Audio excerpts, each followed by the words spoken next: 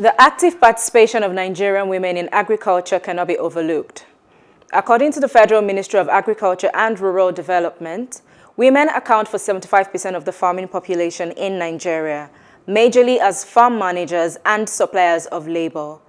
Though women make up a huge portion of the farming population, their potentials in agriculture are limited by formal and traditional roles. In the present times, women have shattered barriers on all levels and are greatly involved across the value chain. Welcome to Ladies Talking Business on PlusTvAfrica. I'm your host, Moremi Akano. Our guest joining us today is the managing partner of Sahel Consulting Agriculture and Nutrition Limited and the co-founder of AACE Foods. She is also the founder of Leap Africa, which inspires, empowers, and equips a new cadre of principled and dynamic young leaders in Africa. She was recognized as a young global leader and Schwab social innovator by the World Economic Forum and received a national honor from the Nigerian government. She is also a TED Global speaker. Our guest is Ndidi, Nwunelis. Hello, Ndidi, and thank you for joining us on the show today. It's great to be here. Great. So you seem to be doing a lot in the agricultural, field. What fueled your interest in agriculture? I was motivated by a number of issues. The first is that when I moved abroad as a young girl, 16-year-old, I was shocked to see that the face of Africa was a hungry child. Everywhere I went, people would tell me, oh, they used to tell us, finish your dinner, there are starving children in Africa.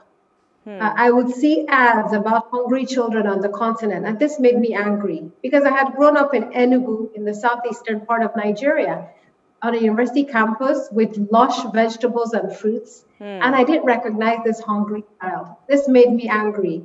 And I committed to do something about it.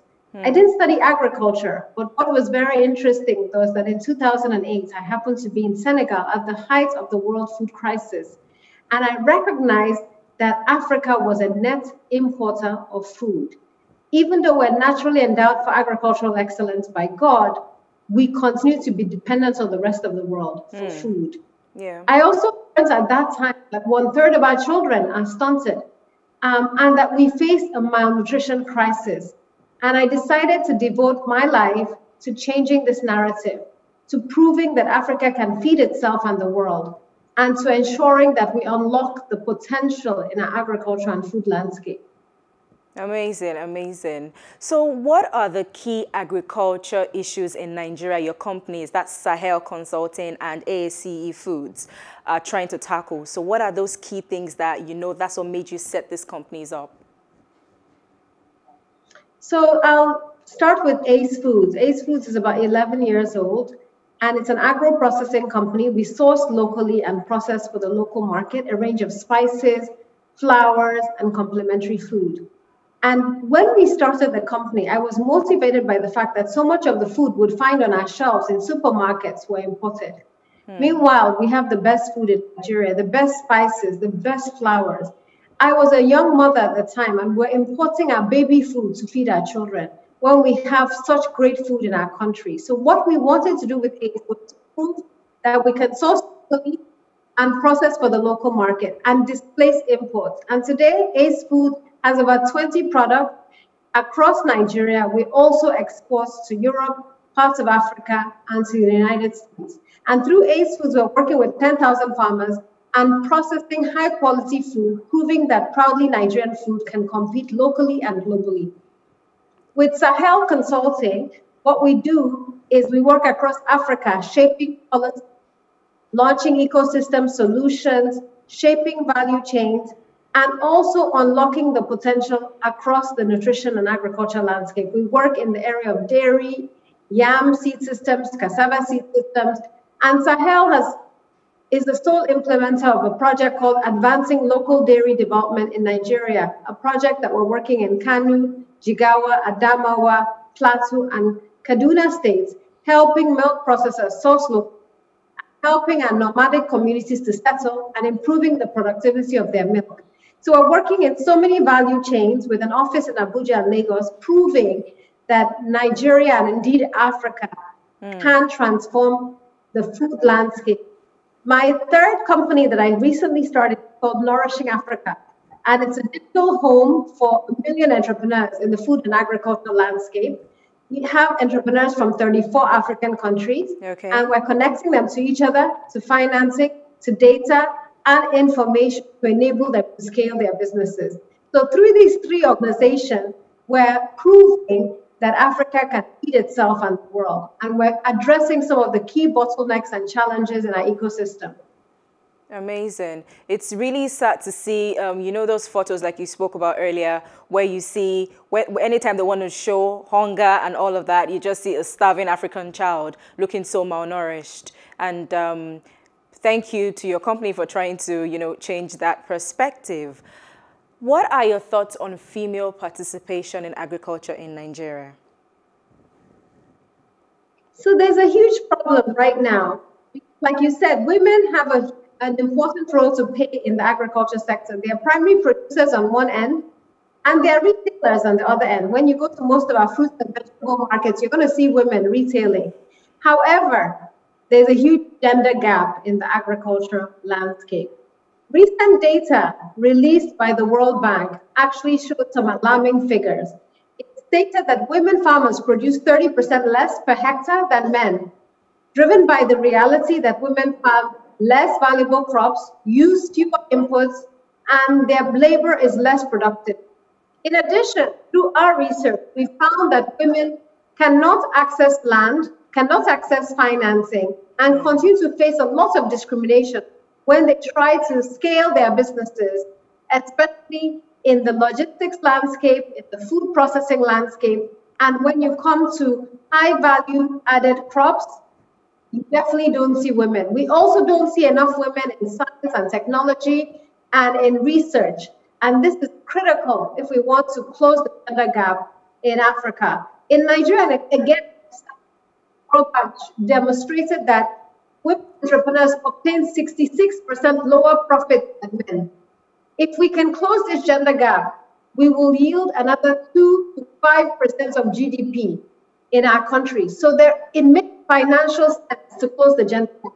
And there's absolutely no reason why, as a nation, women continue to fall behind and we continue to discriminate against women when it comes to this critical value to the agricultural ecosystem.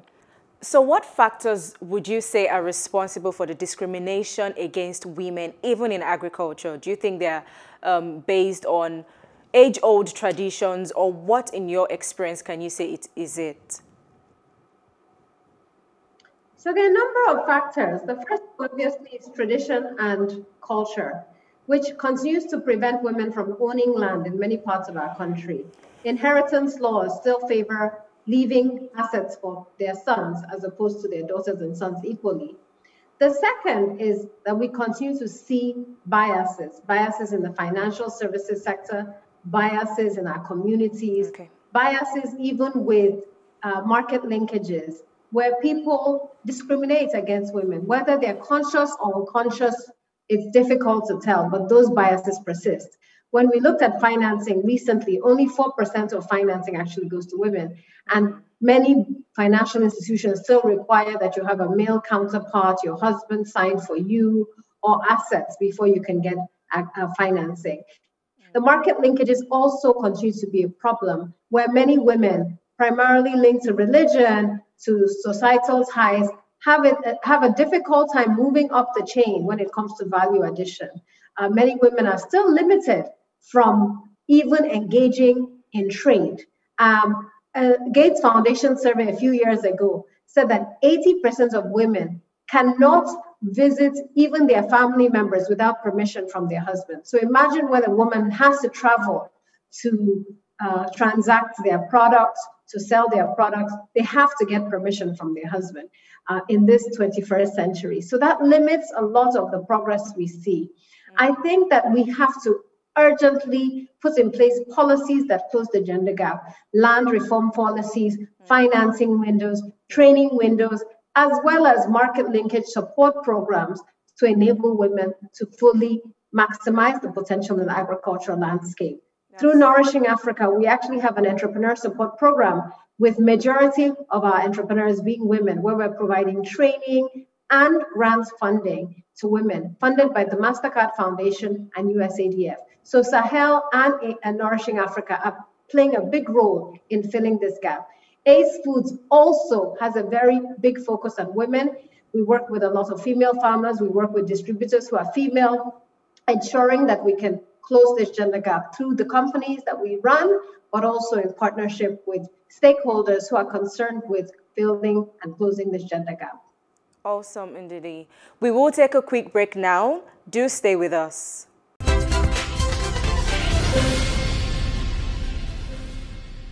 Glad to have you here. We are still having a conversation with our guest, Ndidi Nwunelis, an agriculture consultant and enthusiast. So tell me, Ndidi, aside the primary phase of cultivating, then processing, and packaging, in what other areas can one get actively involved in agriculture that would also be lucrative? There are tremendous opportunities from farm to fork. I believe that we haven't even scratched the surface when we think about opportunities in our food and agricultural landscape. So you talked about primary processing, but before that, there are opportunities in seeds, and we need high quality and improved seeds in Nigeria. Okay. Opportunities with mechanization, the provision of equipment, not just for processing, but also production and harvesting. There are tremendous opportunities when it comes to crop protection products, fertilizer, soil health products. There are also tremendous opportunities when it comes to ICT for agriculture, the use of cell phones for training, the use of drones, the use of precision agriculture. There are tremendous opportunities when it comes to processing. 20 to 60% of our grains, our tubers, and our fruits and vegetables go to waste in Nigeria because we don't process enough. And when we process very basic items. We need to move up the chain instead of selling cocoa to selling high-end chocolates. And there are a few companies that are starting to do that, but we need to move beyond that. There are also tremendous opportunities when it comes to logistics, warehousing, and storage. And we need women entrepreneurs across the board. You often hear of middlemen. Where are the middle women when it comes to owning trailers and cold storage facilities? And then the food ecosystem goes all the way to retail and to chefs and cooks and champions and influencers in the food ecosystem, the people who are coming up with new recipes and who are working in research and development. So across the spectrum, there are opportunities to create value in this untapped food ecosystem. I spent the last year working on a book called Food Entrepreneurs in Africa, Scaling Resilient Agriculture Businesses, because I want the world to know that in Africa, we have great entrepreneurs who are innovative, who are credible, who are doing wonderful things, and that we need more businesses to scale in this ecosystem. Great. So in your opinion, what policies should the government put in place to facilitate the growth of agriculture, the agriculture sector in Nigeria? So policies that would combat what we spoke about earlier, discrimination against women, policies that would also combat the notion that Africans are suffering or that we don't have so much food in Africa. What policies do you think the government can put in place for those? So right now, I'm actually serving as the coordinator for the technical working group for Nigeria, envisaging the new future for agriculture, food security, and rural development. And our TWG, appointed by the Ministry of Budget and Planning, has been working over the last 6 months, coming up with a vision for Nigeria 2026, Vision 2030, and Vision 2050. And I'll just tell you a few of the goals that we've come up with that have direct policy interventions.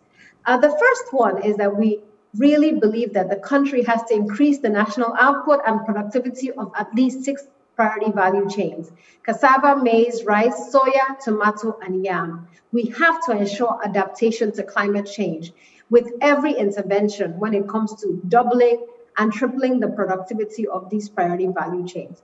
Number 2 is that we have to increase the national output and productivity of poultry, fisheries, and dairy, also ensuring adaptation to climate change. Many of you have heard about our complaints.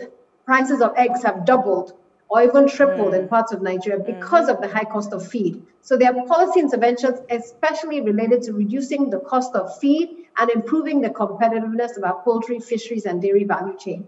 The third goal is to reduce post-harvest losses via efficient storage, logistics, and market linkages. The fourth goal is to promote local sourcing. And a huge policy directive here is that we have to ensure at least 30 to 40% local sourcing. For every multinational that works in our country, every institutional buyer needs to source locally, and the government has to mandate at least 30 to 40% local sourcing. We need to increase food safety, and this is where NAFDAC and SON have an important role to play in their policy environment to protect Nigerians from unsafe food. Our fifth goal is to ensure well-developed and integrated rural communities, and this is where you need infrastructure in our rural communities, and the state governments and federal governments have to work hand in hand to ensure we have feeder roads, we have electricity, we maximize energy, renewable energy for our rural communities, because the rural communities are the heart of our agriculture and food landscape. Number 6 is critical. We need to improve security.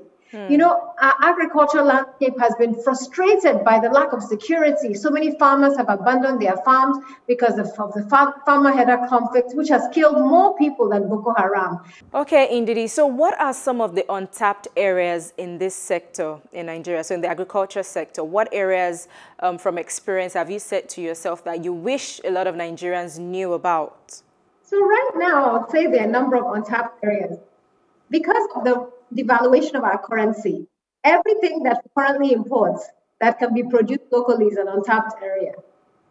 Some of you might have recognized that over the last 6 months, the price of imported food has doubled.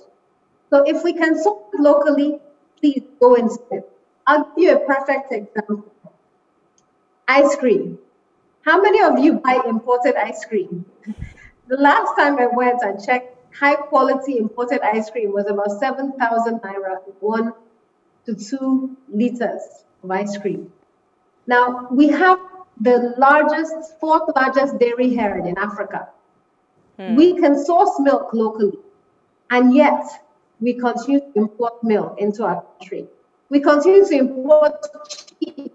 We continue to import butter. It is unacceptable. I would love to see Nigerians go into cheese production, into butter production. Please, if you're interested in this, reach out to Sahel through our Aldine program. We'll connect you to sources of local milk so you can produce cheese and butter. Similarly, any article of clothing that uses cotton, any furniture that we've been importing historically, any leather that we've been importing historically, these are all agricultural byproducts. Wood, leather, clothing, and yet source it locally. So I would say the first opportunity is displace import. Local substitution is key, and this is untapped. The second is ICT and data in agriculture. If you have skills in programming, in data collection, this is an untapped opportunity. We still depend on the rest of the world to give us data on what's happening in our own backyard. Pricing data, market information. If you can collect this, you can sell it, and people will buy it.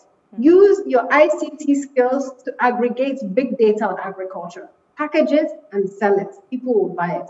The third opportunity is around packaging. All the food that we process in this country has to be packaged, and yet we're not thinking about innovative ways to package.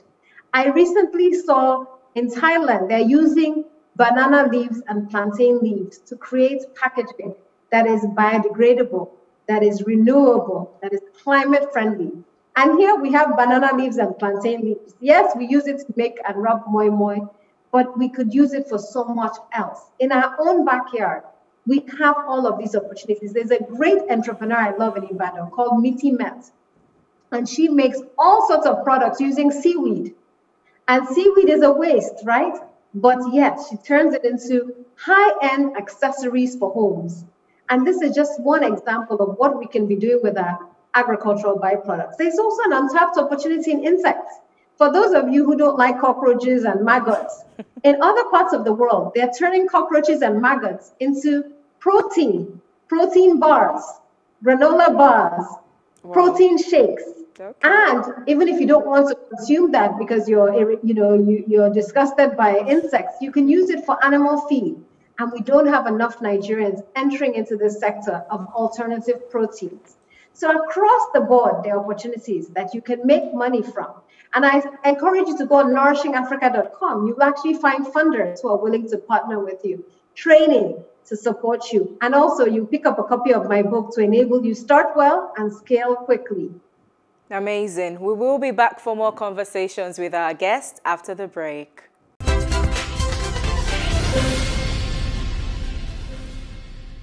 You are still watching Ladies Talking Business on PlusTvAfrica. So far, we have been speaking with Ndidi Nwunelis, the founder of Leap Africa, Sahel Consulting, and co-founder of AACE Foods.